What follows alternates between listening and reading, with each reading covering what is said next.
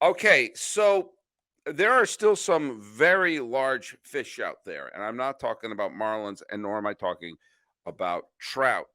The big moves that obviously Juan Soto is the big fish out there. This Hmm. is really extraordinary, I think, that this is a trade chip that um the Nationals cannot whiff on this because whoever gets him, and I was on Locked On Today earlier this week, Hmm. and I talked about I saw. a lot of the prospects that are being offered for Juan Soto are roughly the same age as Juan Soto. Yeah. Like you're not getting an aging veteran here. You're getting someone who still has. You can get 3 pennant runs with him, even if you don't resign him. And he is in his prime. He's actually probably coming into his prime, and yet he's already a seasoned World Series champion, All-Star veteran. There has not been a trade chip like this that I can remember. I'm going to just end the sentence right there that I can remember. I mean, even when Griffey was being shopped around, A, he only wanted to go to Cincinnati, and B, he was older than Soto. So whoever gets him, in my opinion, is worth their top prospect. There isn't one prospect. This is a psychological question. And I'll get to you some of our thoughts of where he's going to go. I think I know where he's going to, or I have a prediction. But let me play this game with you, Miller. Okay, I give you Juan Soto. You have every prospect in baseball. Okay, the Okay. top 100 prospects. Okay, is there a single member of the 100 top prospects in baseball that you wouldn't give up now for 3 pennant races with Juan Soto right now? You're talking to the anti-prospect guy, so I'll give up all 100 of them for Soto. Well, okay, but I'm saying, I guess what I'm saying is, if the Nationals knocked on your door and said, "We want your top prospect. We Take want him. a package involving your top prospect." The answer has to be yes. I don't care what prospect it is. I don't care who it is. You would, if you were to do one for one, your top prospect for Juan Soto, of course. Any I'll package involving your top prospect, you get Juan Soto now. Of course. And I think the Nationals have to go knock on everyone's door. Say, okay, first things first, your top prospect is in this package. We want your oh, number one prospect. You know, Of course. if you're getting, I yeah, want yeah. I want more than your number 1 prospect. I want your number 1 prospect, I want your number 2 prospect, I want your number 3 prospect, and I probably want a couple dudes who I've already seen on the major league level. Like, if I'm looking at the Padres, like, you're throwing in Mackenzie Gore, who I've already seen flash on the major league level this year, yep. and I want whoever your other top prospects are. Like, I need a package of prospects and real tangible guys who I've already seen on the major league level, who I know can at least produce and maybe become something. Because Juan Soto, like you said, is already a guy who is my age. I'm 24 years old. He's like 23, 24, 25 years old. He's already super young in the prime of his career. And essentially, you could have this dude for the next, what, 12 to 15 years in your organization. He's the walking king. The man gets on base better than pretty much anyone next to Mike Trout. So if you're trading for Juan Soto, there's no prospect in baseball that's probably ever going to reach Juan Soto's ceiling. Like, that's the thing with prospects. Like, you have prospects to hope that they turn into superstars. Well, Juan Soto is a superstar. He's one of the best players we've ever seen, and there's no prospect that's probably ever going to reach the level of a Juan Soto. And think about someone like Soto. You had mentioned San Diego. Okay, let's say they take their top prospect, Mackenzie Gore, Mm-hmm. someone else. I don't even know who. Who knows? Who You cares? take that doesn't matter. CJ Abrams. There you go. That's Yeah. another one of their. Hey.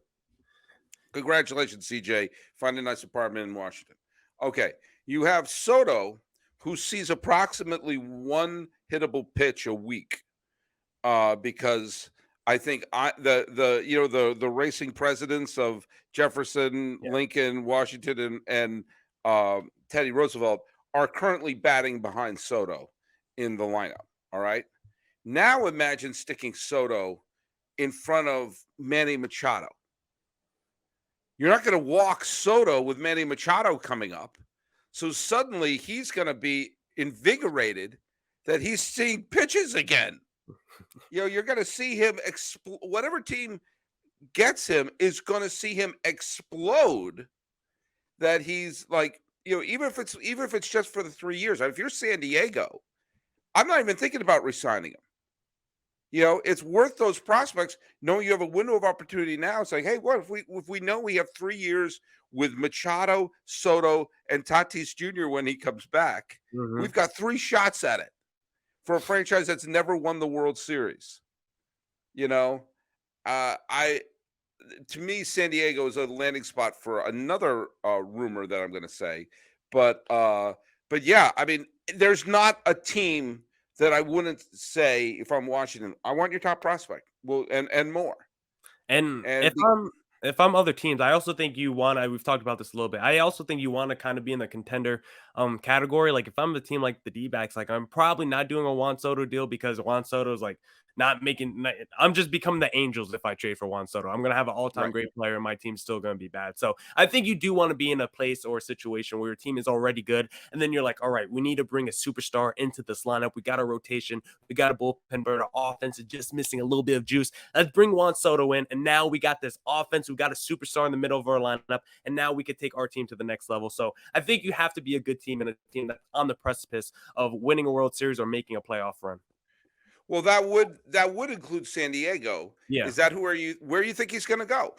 Yeah, well, it seems like based off the rumors and the reports, the Padres and the Cardinals are the two finalists. And the Cardinals would just be funny because they basically built their lineup with franchise stars from other teams, with the Paul Goldschmidts, the Nolan Arenados, and now Juan Soto. And plus, they did call up a couple dudes this year who have been producing for them at a pretty high level. So I think the Cardinals would be interesting, but the Padres would just be more fun with the Tatis, Machado, and Juan Soto. But how about a team like even Atlanta? I just thought about recently. Like if you have like Acuna and Juan Soto in that outfield, that would be interesting. I brought up the Right. Mariners on a pod last week, but now that they made the trade for Luis Castillo, it makes it a little bit harder considering they gave up the top prospects. But a team like Atlanta, I mean, they also gave up some top prospects or some good prospects for Matt Olson as well. So I don't even know what kind of return they would have. But it seems like the Padres or the Cardinals might be the two most likely candidates to land Juan Soto. All right, well, pick one. Show Okay, some pick one. guts. Pick one. Oh, okay. I got to pick one. Well, I'm going with the San Diego Padres one because I think AJ Preller is that aggressive kind of dude, and I think he would be willing to part with the Mackenzie Gores or the CJ Abrams or both of them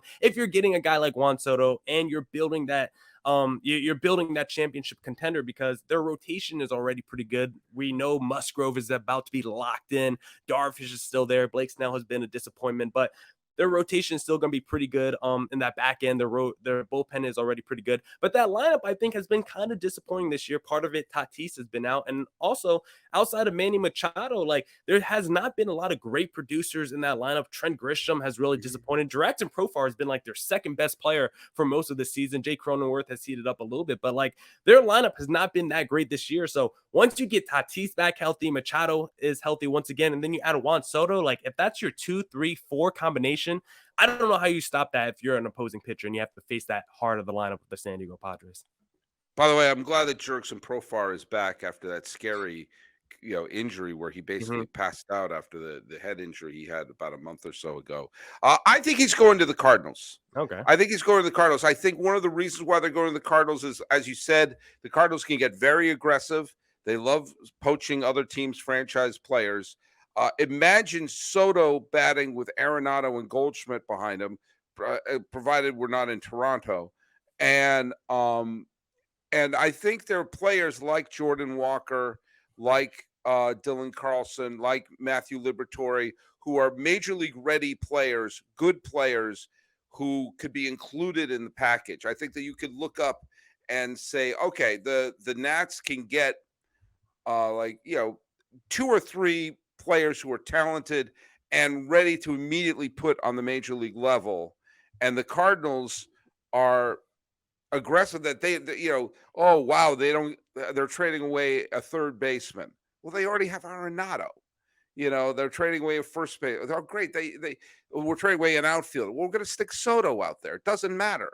They're willing to trade. The Cardinals are willing to make aggressive trades.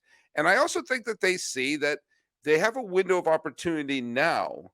That they're as of this recording, the Cardinals have fallen out of the wild card spot.